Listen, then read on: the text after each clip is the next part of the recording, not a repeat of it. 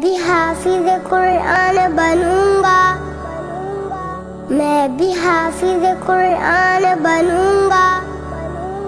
یا خدا سے دعا مجھ کو سعادت دے دے، حفظ قرآن کی مجھے دولت و طاقت دے دے، یا خدا سے دعا مجھ کو سعادت دے دے، حفظ قرآن کی مجھے دولت و طاقت دے دے، میرے سینے کو بھی کر نور خدا کا مسکن، میرے سینے کو بھی کر نور خدا کا۔ جنت قطعت وہ جنت میں نہیں جائے گا، حدیث نمبر 5 کل بدعت الضلالہ علیہ بدعت اللہ، حدیث نمبر 6 الطہور شطر الایمان،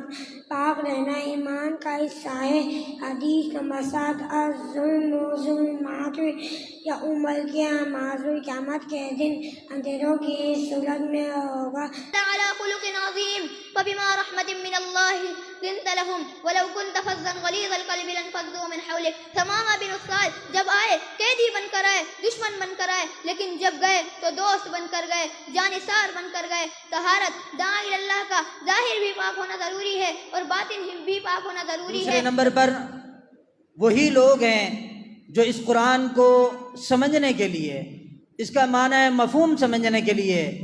اپنا وقت نکال کر، اپنا ٹائم نکال کر اللہ کو خوش کرنے کے لیے مساجد کا رخ کرتے ہیں، وہ لوگ ہیں جو اللہ کی رحمت کے مستحق ہیں۔ محمد رسول اللہ صلی اللہ علیہ وسلم نے فرمایا خیرکم من تعلم القرآن وعلمہ،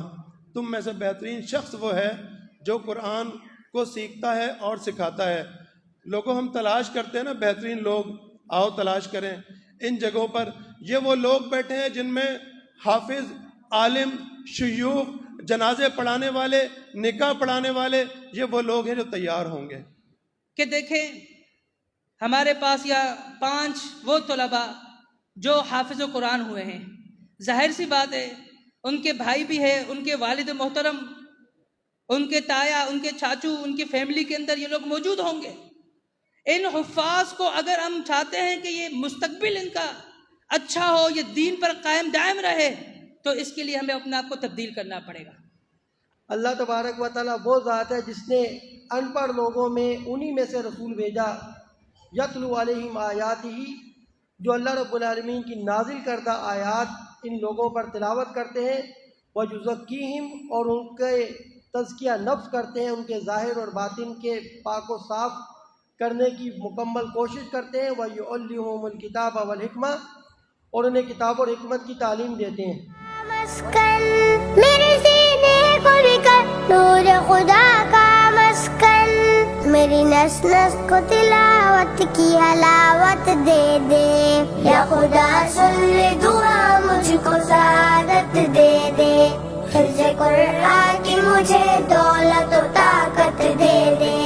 یا خدا اللہ مجھے حافظ قرآن بنا دے، قرآن کے احکام پہ بھی مجھ کو چلا دے، زندگی ہو میری منسوب کلام اللہ سے،